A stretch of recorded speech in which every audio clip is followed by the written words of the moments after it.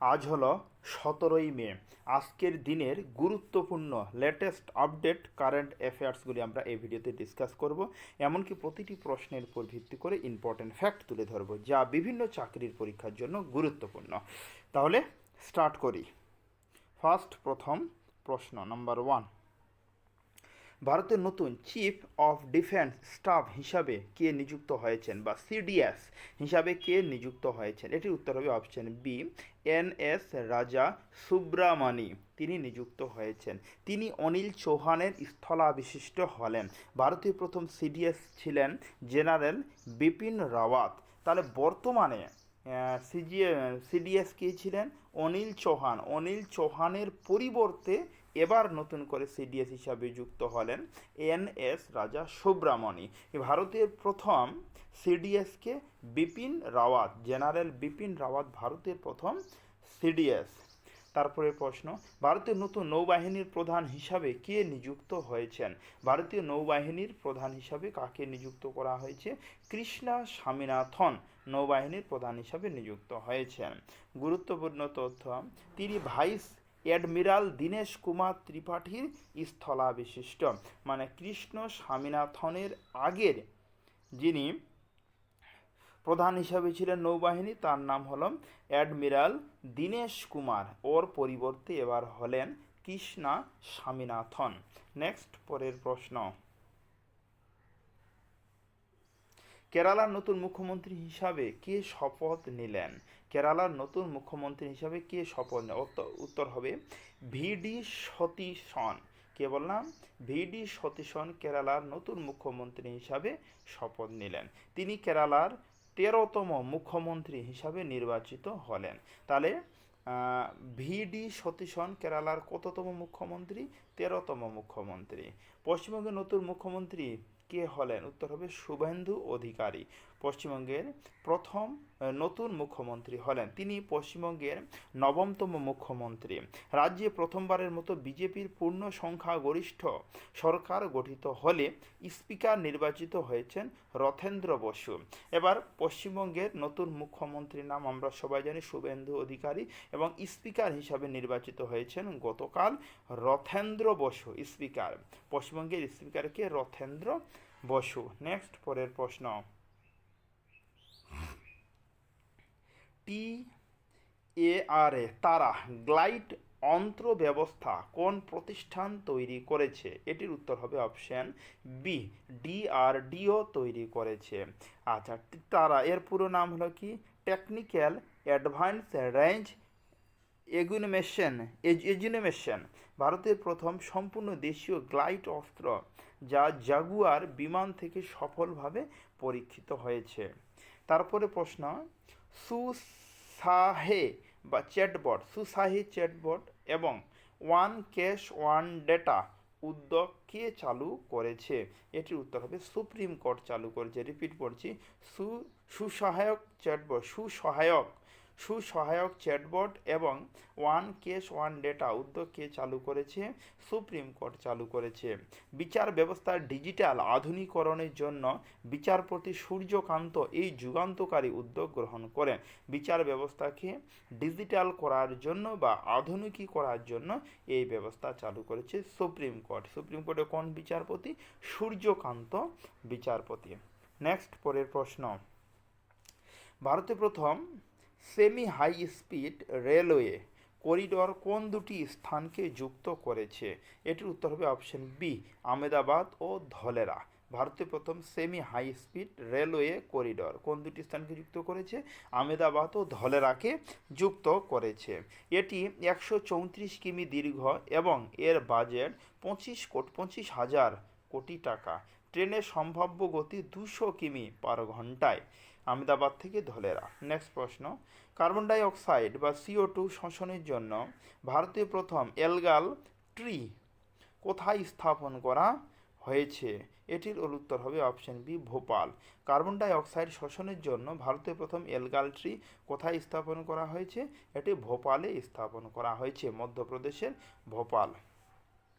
এটি একটি micro algae ভিত্তিক অত্যাধুনিক সিস্টেম যা সালোক সংশ্লেষের মাধ্যমে বাতাস পরিশোধন করে। বর্তমানে ভোপালে এটি চালু করা হয়েছে। নেক্সট পরের প্রশ্ন।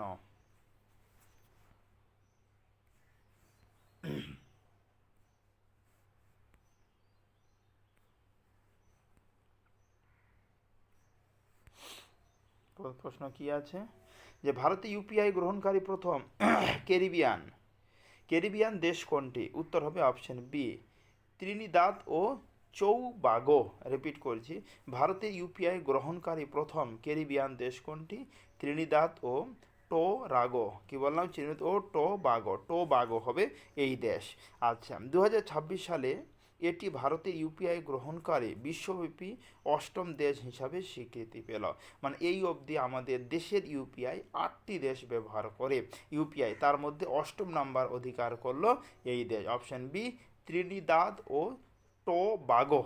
তারপরে প্রশ্ন, বিশ্বের প্রথম হিউম্যানয়েড রোবট সন্ন্যাসী গাবি কোন দেশ চালু করেছে? এটির উত্তর হবে দক্ষিণ কোরিয়া। কোন দেশ চালু করেছে? সন্ন্যাসী হলো গাবি, রোবট সন্ন্যাসী গাবি চালু করেছে দক্ষিণ কোরিয়া। আচ্ছা, আধ্যাত্মিকতার সাথে রোবোটিক্স প্রযুক্তির এক অনন্য সমন্বয় ঘটাতে এই রোবট তৈরি করা হয়েছে। কোন দেশ? দক্ষিণ কোরিয়া সন্ন্যাসী রোবট চালু করেছে। নেক্সট পরের প্রশ্ন।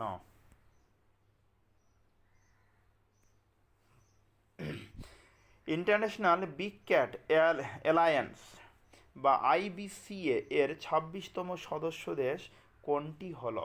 এটির উত্তর হবে সৌদি আরব। সৌদি আরব 26তম সদস্য দেশ হিসাবে নির্বাচিত হলো। ভারতে 9 এপ্রিল 2023 সালে 7টি বৃহৎ বিড়াল প্রজাতি বা বিগ ক্যাট সংরক্ষণের জন্য এই বৈশ্বিক জোট চালু করেছিল। তারপরে প্রশ্ন, ইউএস ফেডারেল রিজার্ভ এর নতুন গভর্নর হিসাবে কে নিযুক্ত হলেন? উত্তর হবে কেভিন ওয়ার্স নিযুক্ত হলেন নতুন গভর্নর। ইউএসের ফেডারেল রিজার্ভের নতুন গভর্নর হিসাবে নিযুক্ত হলেন কেভিন ওয়ার্স। মার্কিন সেনেট তাকে বিশ্বের অন্যতম শক্তিশালী এই আর্থিক পদে নিশ্চিত করেছেন। কেভিন ওয়ার্সকে নিযুক্ত করেছেন। নেক্সট পরের প্রশ্ন, থমাস কাপ 2026-এর শিরোপা জিতেছে কোন দেশ? উত্তর হবে চীন ফাইনালে ফ্রান্সকে হারিয়ে শিরোপা জিতেছে। উল্লেখ্য, এবারের উবার কাপ জিতেছে দক্ষিণ কোরিয়া। থমাস কাপ কে জিতেছে? চীন। তিনি কাকে হারিয়েছেন? ফ্রান্সকে হারিয়েছেন থমাস কাপ। আর উবার কাপ জিতেছে কে? দক্ষিণ কোরিয়া। এবারে উবার কাপ জিতেছে দক্ষিণ কোরিয়া। তারপর লা লিগা 2025-26 ফুটবল টুর্নামেন্টের খেতাব জিতেছে কোন দল? উত্তর হবে অপশন বি, এফসি বার্সেলোনা জিতেছে। FC Barcelona. ফ্যাক্টস, এই আইকনিক ফুটবল ক্লাবটির ইতিহাসে 29তম লা লিগা খেতাব জয় করলো। এটা 26 কত নাম্বার খেতাব জয় করলো? এটা 29 নাম্বার খেতাব তারা জয় করলো। নেক্সট পরের প্রশ্ন,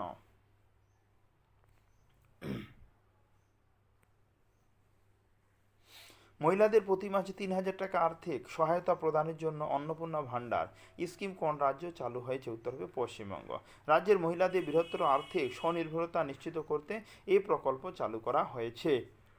2026 সালে 1 জুলাই থেকে এমজিএনআরইজিএ এর পরিবর্তে কোন নতুন আইন কার্যকর হতে চলেছে? এটির উত্তর হবে অপশন বি, ভিভিজি রামজি আইন। কি ভিভিজি রামজি আইন চালু হতে চলেছে। কোন আইনের পরিবর্তে? এমজিএনআরইজিএ আইনের পরিবর্তে ভিভিজি রামজি আইন চালু হতে চলেছে। নতুন আইনে গ্রামীণ কর্মসংস্থানের ক্ষেত্রে 100 দিনের পরিবর্তে এবং 125 দিনের কাজের আইনি গ্যারান্টি দেওয়া হবে। নেক্সট পরের প্রশ্ন,